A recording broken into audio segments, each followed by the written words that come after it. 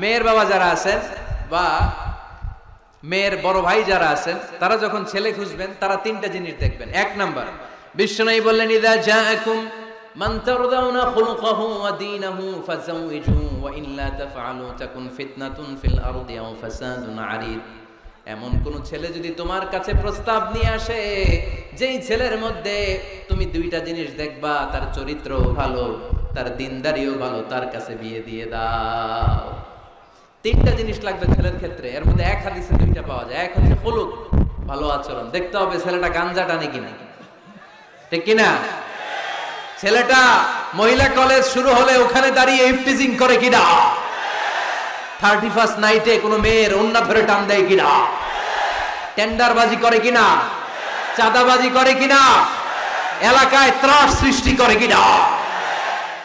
এটা কি মাস্তান ছেলে না ভদ্র ছেলে নাকি নামাজি দেখতে হবে।